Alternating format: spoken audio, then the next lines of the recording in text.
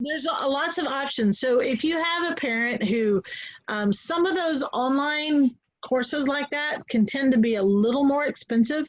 But if you have somebody who needs it all in a box, all a teacher in a box, there are those options that are available to them. Those will be accredited, and those will be typically, and you're working on the school's timetable. Okay. So that kind of depends on whether or not they're willing to branch out and do it on their timetable versus on somebody else's timetable. Because on those where they're all in a box like that, they tend to be on their timetable. Now there's some other things like Switched on Schoolhouse and stuff like that that are computer based, but you buy the set and then you do them when you do them. It's not dictated by somebody else. So it comes into learning styles and what your parents are wanting, how they want it to work. And a lot of them, when they get started, they go, I don't know what I'm doing. Just hand it to me and tell me what to do. So that's why a lot of them go with like a Becca and some of the other things like that, is because they don't know, and they like, just tell me what to do. So that's where connecting up with homeschool groups are very, very important, so that you don't go spend a lot of money that doesn't work for your family. I won't even try to guess how many hundreds of dollars that I spent in those early years that I ended up going, would you like to use this? Because this is never going to get used on my shelf, or sold it or whatever. Usually, just, it's hard. It is hard to know where to start when you don't even know the questions to ask. Basically homeschooling through high school. The first thing you need to know is that homeschooling through high school is not as hard as you might think it would be. They do get proms and sports programs, and yes, they can get scholarships in college too. Speech and debate, anything else you can think of is either available or you can start it up and others will help. So they don't miss out on the things that we loved as high school students. There are lots of resources out there, as Ellen was talking about, that you can kind of lean on. And even if you got D's in chemistry or trigonometry, there are others who really liked those courses and got A's that are willing to help you teach your kids. So a couple of decisions that you need to make, or that your people need to make, is do I want homeschool? Do I want to homeschool for all 4 years? It can be hard to put them back in public school. Stacy, that was just here, was she had a son who wanted to go back in as a junior, and it was a little bit tough to get him in. He had to do all this testing and things like that to get in. And so that's something to consider when you're going to put them, if you're going to pull them out for a little while. You want to really keep track of what the school's doing, and so that you're not missing out if they want to go back into it. So, and then what dreams and goals do my student have? What do they want to do? Like Ellen was talking about, her daughter one of them had been in the Navy or what was it? Army. And so that was something she had thought about. Another one wants to do cosmetology. Another one wants to do art. It's kind of crazy, but your kids have these crazy dreams and goals, and you want to kind of know what they are and what they're thinking, because those things can be really dialed in, whereas in public school they really can't be, because in public school they got to teach to the mass. They can't make everything individualized for the students, which as homeschoolers we can, because those are our kids. So we do what they want to do and they're happy and things work. So let's see, record keeping, it matters for college. If you have kids that are younger than high school, record keeping honestly isn't a big deal, at least in Texas. In some other states you have to do things like portfolios, but in Texas the record keeping is for you until you get to high school. And you can sometimes count 8th grade things, like if they do dissection in biology in 8th grade, you can count that as a high school credit, because it would be a high school course. So there are a lot of different things that they will do that you can kind of count towards that record keeping. You need a plan of attack, and one of the questions is, does my student want to go to college? If they don't want to go to college, what do they want to do? If they do want to go to college and they know what school they want to go to, that's really easy, because then you just go to that school's website and you see, okay, you need to have A, B, C, D in order to get into the school. And so you can really find out very easily exactly how to target that student towards where their goal is. Most kids don't know what their goals are. They don't know what college they want to go to. They really have no idea. So you kind of have to suss that out of them and kind of talk to them and see what they're interested in. But you can kind of gear towards that as well. Let's see, another one is the answers may be yes and no, but if they're both yes, then you should look at requirements for the particular school that they're looking at and make your plan based on that.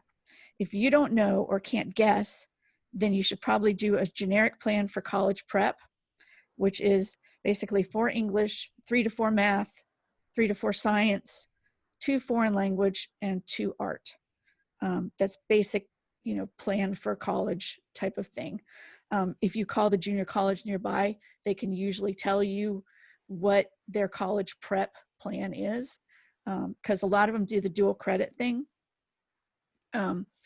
Advanced classes can be taught in high school that are studied, and they can CLEP out of these things. CLEPing is a way to skip a college course. You don't get credit for the course, but you don't have to take the course. So it ends up being you can replace it with an elective instead of with the course that you had to take. So those are things that, and they have, if you go to like Half Price Books, you can find CLEP books. They have a whole section on it of tests and things that they can practice taking if they're good at something. And then extracurriculars and especially service hours are often used to award scholarships. So when I spoke to the president of TAMIC in Corpus Christi, TIMUCC, she told me that if she sees an Eagle Scout or someone who has competitive swim on the person's application, she always tries to interview them first. There's something about those students that she really likes. So if your student likes to swim, get them in competitive swim. If they like scouts, make sure they do that Eagle Scout or the Stars and Stripes or whatever the equivalent is in that scouting group. They like it because they've learned how to do, that's where that hard work and pushing through the hard things, that work ethic, they know by the fact that they finish that, the work ethic, that they're going to stick to stuff. And they're leaders a lot of times too. So some of the options for high schoolers, they can do co-ops and tutoring, which is what Ellen was talking about when she has somebody else teach her child.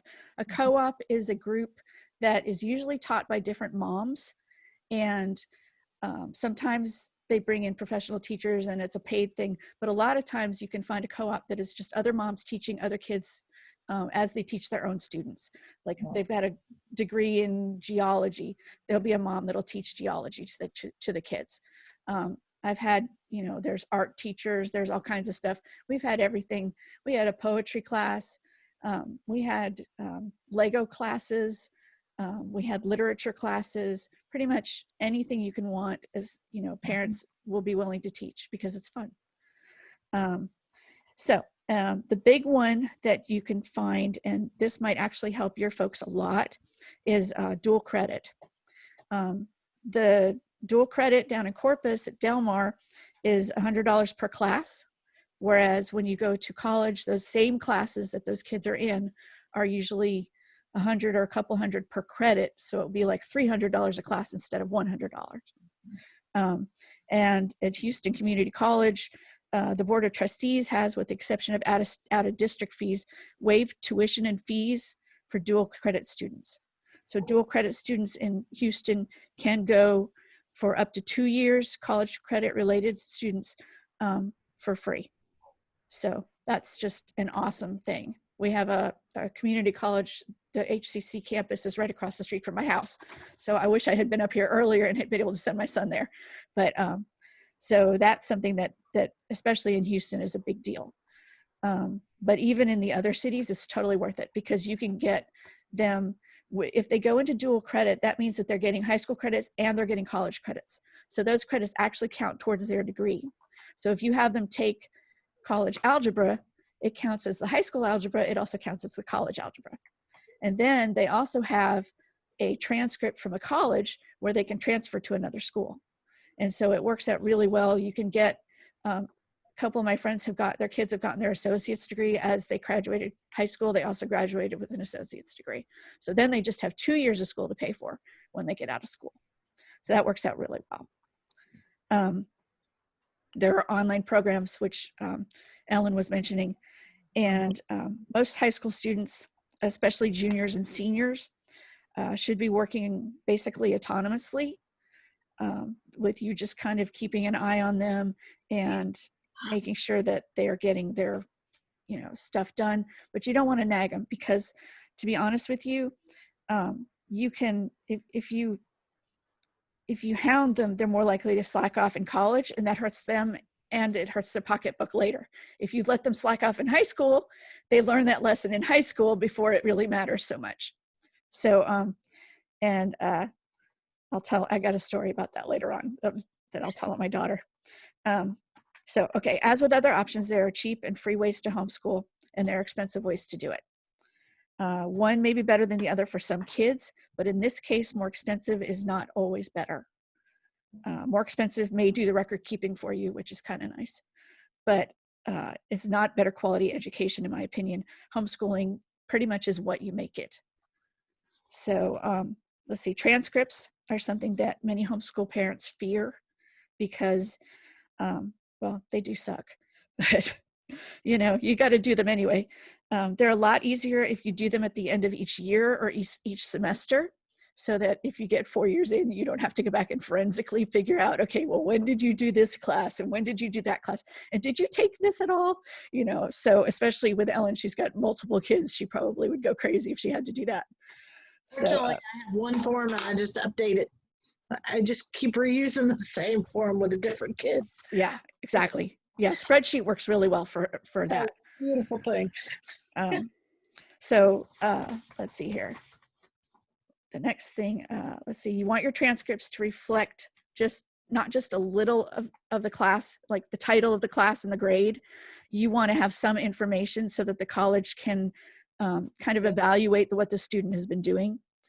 This is especially important if you unschool. And I don't know, unschool is when you basically let the child lead, and the classes are much less scripted. So, if the kid wants to go off and do a unit study for a year on horses, they can learn biology, they can learn all kinds of stuff about how the horses work and what they can do, what you use horses for. You can find out what policies are on keeping horses in cities. You can find out all kinds of stuff, and the student can really lead that direction of what you want to do. Now, you still have to do math, and you still have to do the English and those sorts of things, but reading can be taught by reading the book on horses. You can read Black Beauty or some of those other ones about horses, and those still count as literature. So those things can be kind of overlapped. And if they learn about, what policies are for utilizing horses on farms or things like that with 4-H, that can be used as social studies as well. So those are things that you kind of consider. You can double up. I've got a couple here. Let's see here. Class descriptions for the transcript, basically what did you cover, and a list of books read or even listened to. Some kids have dyslexia. I don't care how it gets in their brain as long as they know it. So a lot of them will read, will learn to listen to. My daughter is a listening learner because she has dyslexia. So most of her books that she read, she listened to. Principles that were covered. What kind of intangibles did they learn? Did they learn rhetoric? Did they learn leadership? Did they learn these other things? You can put those into elective categories. Let's see here. You can earn, if they do scouts, the badges that they do, like a reptiles badge or something like that, that can be counted as science. So a lot of especially with the ones that we use, the American Heritage Girls, they have basically, I use the the badge requirements as coursework for some things, especially for co-ops. It worked out really well. So those things can definitely be counted into your transcript. Debate cases, if they do speech and debate, they're basically a research paper that you spend a year defending to your peers in front of a judge. So it's a huge major research paper. If they can do a research paper for debate class, they can do anything, because those kids, they know those cases frontwards and backwards. And it depends on what they're studying. One year we studied electronic privacy issues. That counted for me as their as a science. It also counted as economics, not economics, government, because we learned a lot about the Fourth Amendment and illegal search and seizure and all that sort of thing. When they did the one on China, we learned a lot about trade with China. And at the time, the TPP was still in play, which is the Trans-Pacific Partnership. And there's been a different treaty put in place since then, but that was one of the things that it came up on the news the next year, and my kids are going, hey, I know what that is. So it worked out really well, because they learn these things for competition, and so they learn them, and they also have a deadline to learn them, which really helped with my kids, because my kids did not like to do the work. So they would wait till the last minute, but if they have to compete with it, they're going to get in front of their peers, and they're going to go, oh, I didn't know that. I don't want to do that again, because their peers will embarrass them. So it's one of those things where you can kind of work some of these systems to make your kids work better. For sure. Right? Absolutely, for sure. Especially if you got a competitive bone in their body, they will learn a whole lot. We've done that with 4-H stuff. Yeah, the exact same thing. Yeah, because they compete. Competition works really well. And with littler kids, you can have them compete against the timer, and it works just as well. So let's see, what else do we have here? Speech and drama classes can also often teach literature. It can be counted as public speaking or communication. The computer classes count as science, and so does robotics. Marketing courses can be counted as electives. They can be counted as economics. Depending on what they're learning, they can do other things with those. And my daughter chose, we were studying Grant Cardone, who's a sales guy who teaches people how to sell. And she took his whole course. I counted that as a marketing class for a semester, because she learned so much in that class that it helped her. So that was an elective. Art can include any kind of performance art. So if they take ballet and they do recitals, if they do plays for the community, any of those things can be counted as art. They don't just have to paint or draw. PE can include any kind of dance, sport. You can even count just playing. You can take them out to a park and make them run back and forth across it. You could send them out around the house, run around the house when they get in your way and they get crazy. That all counts as PE. We had ballroom dance classes that we held as a group for our local high schoolers, and we counted that as PE. We held it once a week, and it worked out really well for that. Studying sports medicine can also be science, or it can be counted as PE. If depending on what they do with it, they might be able to count it for both. A lot of that has to do with how many hours they put into things. If they go off and they are going to a camp and they are like a counselor at the camp, you can a lot of times count that. If all they do is just run around, count it as PE. If they get lifeguard certified, count it as PE. If they are counseling other students and teaching other students, figure out what they're teaching them and count it as an elective, because that sort of thing really matters when it comes to making sure you've got all the things on your transcript for the colleges and things to really look at. From what I understand, and maybe Ellen can tell me, I understand most colleges just want to know as much as they can from a homeschool transcript, but since they vary so much, they can't really do an apples to apples comparison between students. And there's no like first in class or fifth in class or whatever, there's no top half of the class. You are the class. So the rank in class, they can't count that. So they are really, really heavy on testing. And so if you can, I like it. Yeah, they like the testing. Yeah. Um, my transcripts are real simple. English 1, 2, 3. Yeah. I mean, they're like super one page, all of it total. Very, very simple. I don't, if they want to know more, they'll ask me. If they don't, it's not a big deal. Yeah. But thus far, most of the time, those transcripts are simply to get in the door. Your The check mark. testing is what gets you the scholarships and stuff like that, or your activities and service and things like that. Community service is huge, Yeah. huge, huge, huge. And if they go volunteer at the vet homeless shelter, I mean the animal shelter, Yeah. get those documented. So, even my girls in college, they're constant when they first started the first couple of semesters, they're like, Mom, how many volunteer hours did we have in high school? Help them get scholarships. My kids have paid very, very little to go to school, because they've gotten these little nickel and dime scholarships, not because we had this huge, fantastic high school transcript. Right.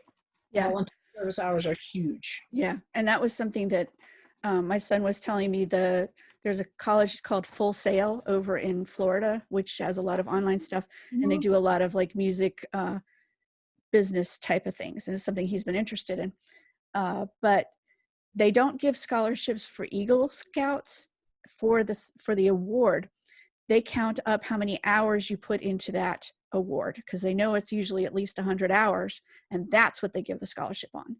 So if you get the Eagle Award, they will say, okay, yeah, you put this many hours into it. We know because you got that award.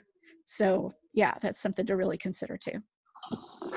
And a lot of the places like 4-H and the scouting groups and all that all require the what's it call it, the service hours. So yeah. And I just found out, Ellen, there's a congressional medal that you can get up until the age of like 24 that is for service hours. Presidential volunteer service. No, it's not the same thing. No, it's a different one. Oh, It's really, yeah, look into that. I'll ask my son and I'll text you. Okay. And but that's something that he's looking at because he's already got his Eagle. So, Right. But okay, so where was I? Oh yeah, for testing, you want to concentrate on how to write well. You want them writing essays. That's why the debate stuff was really good for us, because it also teaches them how to write. And they need a good vocabulary. They need to grow a good vocabulary and keep pushing the math. Those things are the things that the SAT is based on. And that score is very important for anybody who wants to go to a prestigious school, anybody who wants to get a good scholarship. Those scores are like gold. The TSI, most of the homeschool students I know, when they get to be about 10th or 11th grade, they can take that TSI and pass at a college level. So it's one of those things, it's pretty simple, but it's not always for every student. So, and if students have trouble taking tests, that's something that they need to kind of practice, because as homeschoolers, we don't do a lot of testing. There's not a lot of, you don't have to go and have that every year standardized testing. You can take your kids to that and have them do that. I used to print the old ones from the year before off the computer and have my kids take them at the end of the year. And if they pass the test at the end of the year, then they could stop doing that class for the year. So that way they had to actually pass something before they got to quit for the summer. But the testing is a huge deal. But I would add to that, though, that even if they don't test well, it doesn't mean it's the end of the road for them to do it. Because I mean, like my girl that had the health issues, she did not do well on the test. Yeah. But she got into the class, and she really, the first 2 weeks she had a quiz. The second weekend, she took the quiz 13 times. 13 times. And she was so upset when she finished because she had an 88 on it. She'd missed 2 or 3 questions, and she couldn't get it any better than that, but she ended up, because the the teacher was like, you can tell who's putting in the hours studying. She put in the hours to study, and she ended up pulling an A in the class, but it was because she put in the work. And Yeah. so, I would encourage them, just because you don't do well on testing does not mean you cannot make good grades in college. Yeah. She's got a 4.0 average, and Yeah. it's not because book learning came easy to her. Yeah. Yeah, that's my next thing is, if they end up lacking in something or they don't test well, the worst case is they can take the remedial classes in community college and catch up for it, make up for it. To be honest with you, 70% of public schoolers have to take those classes, so they're not going to be any further behind than their peers. And the nice thing about homeschool is that it does teach them how to learn on their own. And so when they get out from under mom and dad's thumb, they're not out partying every day, because they know they still have to do the work, because they know it will catch up with them. So I had 2 kids that graduated. One was the boy that was on there earlier. He's my tech guy.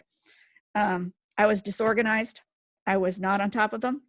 My philosophy was more to get them to love learning and how to know how to do it, and to be daring and follow their dreams.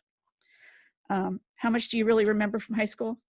Most people remember the day they dissected frogs, or some other event, but the everyday things are lost. They're lost to the memories. Things get shoved out when you get kids, we learned stuff for a test and then it was lost in our memory. Sometimes kids tell me we didn't learn that, and I know they studied it because I taught it to them. So it happens to all kids. Overall, my kids learn best from doing, especially in competition. We had speech and debate. They learned to work as a team and not against me like we did with our siblings to our parents. And then they also learned how to fail. Failure in school is usually looked down upon, but I know my kids learn more when they failed at something than when they memorized it and passed it. It teaches coping skills that you really can get no other way. Like her daughter with the test and the 88, how many times she have to take that thing? It teaches persistence. It teaches how to fail gracefully. I'll leave you with this. One day I had an organization that I was part of called me and asked me if I would come and represent homeschool moms at a ceremony they were going to have, and they would present me with an award for a job well done. My daughter was like 11th grade. The next day, my daughter, who called me from camp, she had been convicted by listening to a sermon to come clean. And she calls me and says, the whole year when I had been asking if she'd done her math, she had been lying, and she had done like 2 chapters in that whole year of math. Sounds like my house. two chapters. So, homeschool teacher of the year. Yeah. But it was great. We survived it. We did. So when she got home from camp, she started to work on math every day. That's what she did for the summer. Since then, she's earned her Stars and Stripes Award. She's written a best-selling book, and she's currently writing her 2nd book. She'll be speaking on Sunday at our conference this weekend. And I tell you this because even though it's embarrassing, it's a great example of how you can allow your kids to fail while it's something that you can help them fix. If she'd have done that in college, it would have cost a whole lot more to go back and retake the test, or to retake the class, and she still would have had to go back and retake the class. It's how you can help them build their character, and I would rather shape a student with character than have a math whiz. So if your kids love to learn and they're persistent and are able to do research, they can do anything they want. And they do get over the sassiness at about 15 or 16, usually. You maybe not. Well, my second one's 25. Oh, well. There you go. It depends on the kid. Yeah, mine got over at about 15 or 16, and so high school can be a lot of fun because you're kind of go back and learning stuff too that you've forgotten. But that's my presentation. That's what I got, and that's something that pretty much every student, especially when they get to high school, they need to start shaping their own school, because they're the ones who are going to have to live that life.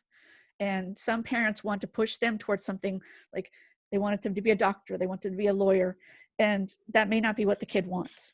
And so there are some kids out there that will try and make that dream come true for their parents. And really, it's not fair for us as parents to be asking our kids to make that dream come true for them.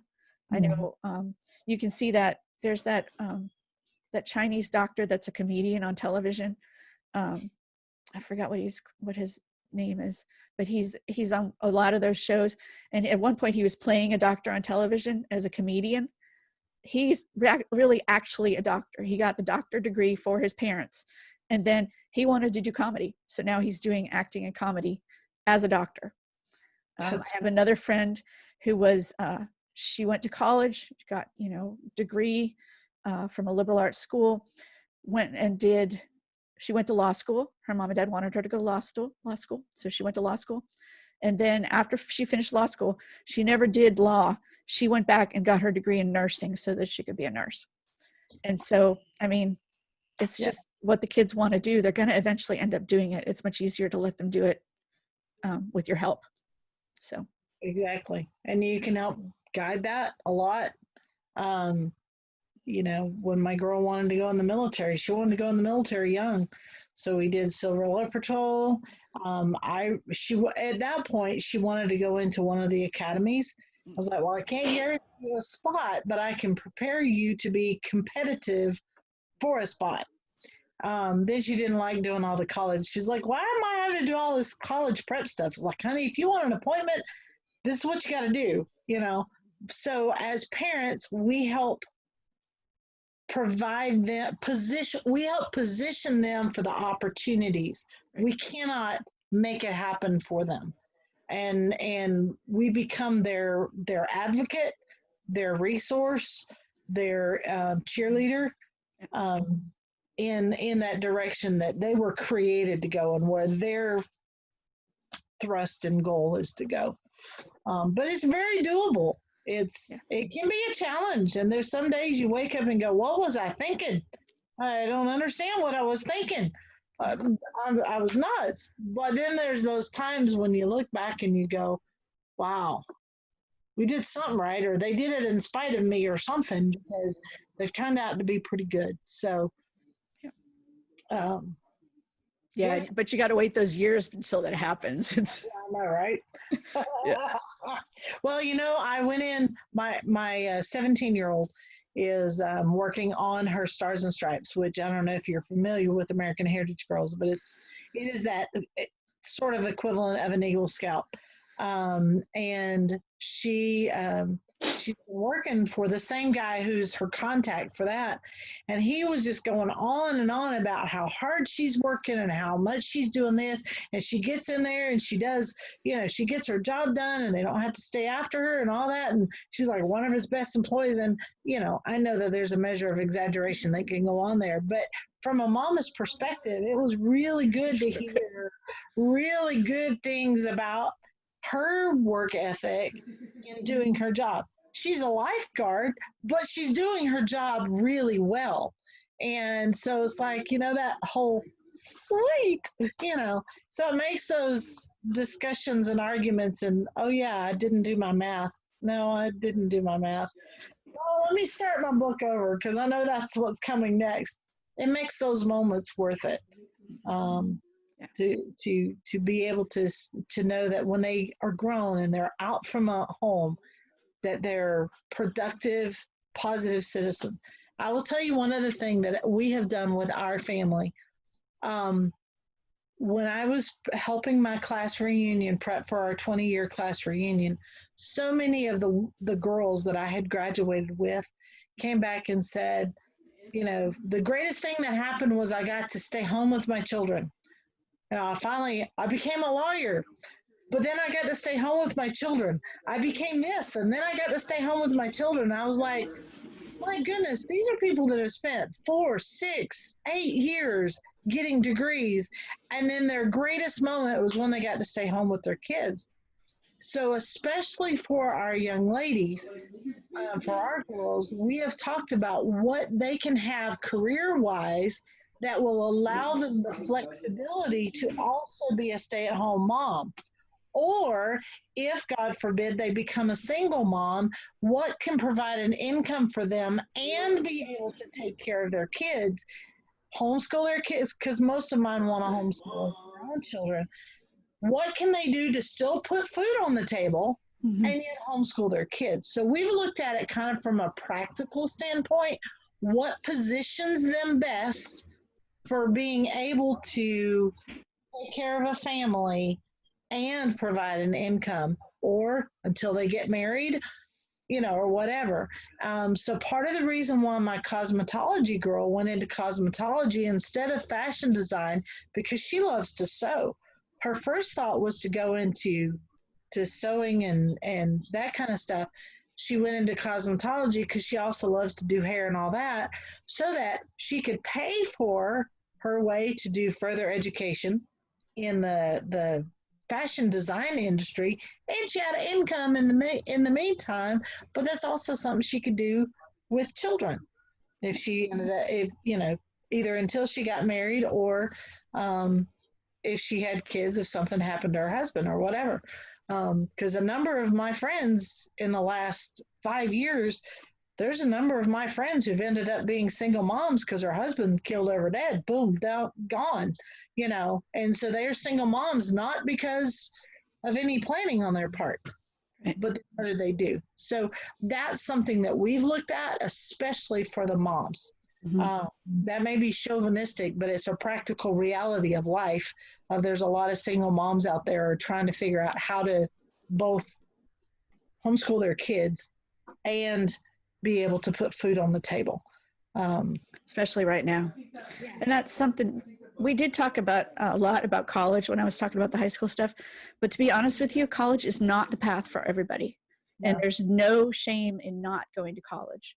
My 17-year-old wants to be a mechanic, so we're trying to figure out how to work it so she can be a mechanic. Who knows what my 14-year-old wants to be? She has no idea. I'll tell you what, I have one friend in Corpus who her son wanted to be a mechanic, and she sent him to those dual credit classes for the tech stuff. Basically, she's like, she signed up and there's no books, and she's like, woohoo, this is going to be cheap. And then she found out they had to buy their own tools. So it's not all that cheap, but Yeah. yeah.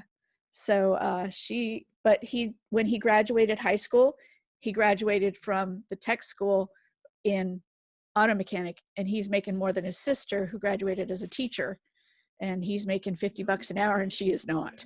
So I mean, Not some as of those jobs, air conditioner techs, those kids, if they go into that, they will never lack a job, because there's no way that this country is going to go without air conditioning.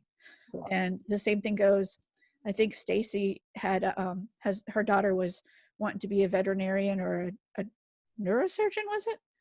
But her husband was convincing her to go to nursing school first, so that she could pay and help pay for her school to get through to, if you're going to be a doctor, go to nursing school first, get a job in the hospital, and then go to be a doctor, because medical school is really expensive.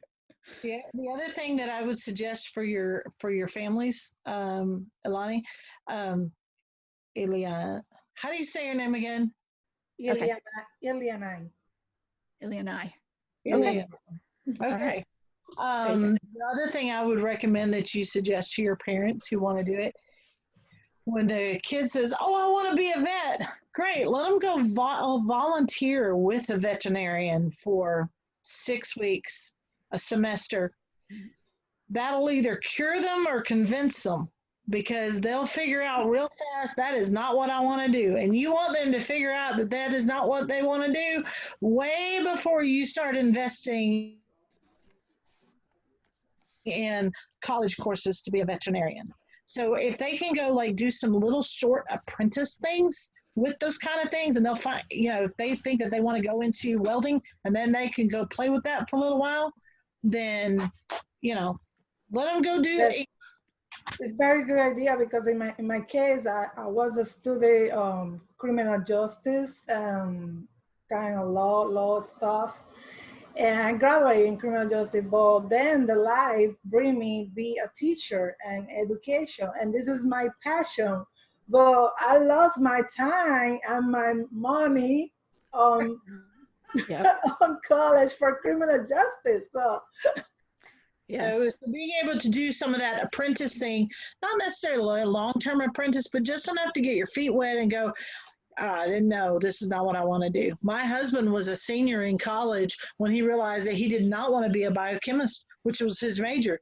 He was like, no, this is not what I want to do the rest of my life, but he was a senior. So to back up, he had to back up, so anyway. And those that do go to college, I would suggest get some apprenticeships during breaks, like even if it's not apprenticeship, or like an internship or something like that. Because when I graduated college, we ended up without without experience because we couldn't work while we were in college where I went to college. And if you don't have experience, you're behind people who do have experience, even if they don't have a degree. The degree that I got, pretty much I've never needed for a job. It helps get in the door a little bit, but to be honest with you, there's no job that I have ever had that needed it. And I was a dental assistant, and then I worked for myself as a business owner. And pretty much the only thing that college helped me with was working with other women. Because I was in a sorority and we had to learn how to deal with each other. And so that has been important in homeschooling because you work with a lot of other women. And for some reason, homeschooling parents tend to have a lot of opinions and they're very strongly held. Strong opinions. So, I mean, most moms do, but homeschooling, it's really obvious because they get their way most of the time. And so when you come up against, two headstrong women, you got to learn how to deal with them. And that's something that college did help me with, but the degree itself, no, not really. So. I will add that whenever my oldest wanted to be an engineer, there were no firms that would allow him to intern because of the liability of it. So what he did is we had friends that were engineers, and so he just interviewed them. And after interviewing them and talking to them, over a series of, weeks, not just one sit down interview for 30 minutes, tell me what you think of your job. It was, spending time with them over a few period of weeks. And he totally changed his major and went into banking and finance. And now he loves it. So that's happened. Right. Yeah. It does. So sometimes interview people, introduce your kids to somebody else who's doing that job. So that way, if an internship's not available, that's also very helpful. And having those community where other people are teaching your kids about what they're passionate about. I'm not a math person. Don't like it. Don't care about it. And if I can use a calculator just fine. And we're all good. Life is hunky-dory. And I managed to get by a lot without using it as much as possible. But we had a class where we were a guy who taught economics in high school at one of the public schools wanted to offer it to the homeschool community. And so he came in and taught economics. He loves economics. He's passionate about it. And by the time he finished teaching that class, there were a couple of kids in the class that fell in love with economics. And it was like, he made it fun because he was passionate about economics. And so if you can find those other people in the community that can teach those things that you could care less about. So that would be something, that's why it's important to connect with other homeschoolers or other things so that those people can groups, teach what they're passionate about. The kids see the passion because they know when you don't like it and they know when you're going through the motions and you're just trying to cover the material, and they're going to pick up on that attitude. But if they take it with somebody who loves it, then, oh my gosh, this actually could be fun. And they may find something that fits them to a T. So. Yeah. And a lot of times, if you're talking to other like teachers and things like that, a lot of times they will want to offer something to the homeschool community. Mm-hmm. And that works out really well because then your kids get great teachers and you don't have to do it. That's the best part. But you do it. But yeah, but it really does. I mean, it makes a big difference in how they view different things too. It And does. if you've got a kid who loves sales, I'll tell you what, that kid will never hurt for money. If they love sales, and sales is one of those things that is so looked down upon, but if you can find somebody to put them with that really likes to do it, and there are people who love it, then that's one of those things that you can, if you can sell something, you can pretty much sell anything else as long as you believe in it. And so that's something that's a really good course for somebody who's getting C's in school and really doesn't want to go out and do stuff, but they love people. It's a really good way to start them out there and get them somewhere successful. Because we've seen with this COVID stuff, we're seeing a lot of people that are not able to go to their jobs, not able to do their work. The salespeople can work from home. They're on the phones, they're talking to people. And that's one of those things that it can be very lucrative if you can do the right way to do it.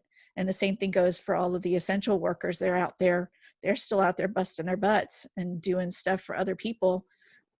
But it's not the engineers are not the ones that are out there doing stuff for other people right now. They're sitting at home going, okay, is my project going to get canceled, or am I still good, or what's going on? And most people just don't know. Yeah, laid off, or and so I mean, we can look around right now and it's really easy to tell who's going to be needed if something else happens like this. The people that are considered essential are not necessarily the people that you would think of as essential before this happened. I'll tell you what, the AC guy is still very essential. Yes, he is. And the plumber. The plumbers, the ACs, the electricians, still very, very, very, very essential. Yeah. So. I'll tell you what, Mike Rowe is back out there doing his thing again. Scholarships for that. There are lots of scholarships for that.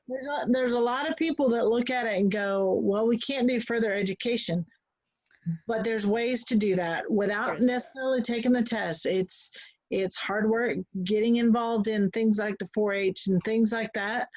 My girl went to cosmetology school. I think she ended up paying about $600 as she's about to graduate. So she's made scholarship-wise, some through 4-H, some nickel and diamond through the school. She has paid for her cosmetology minus about $600. So out of pocket, it's been about $600 for her certification to get her cosmetology license. Hard to beat. And we know how essential haircuts are. Yeah. Yes. Judy, do you need me anymore? No, you're good.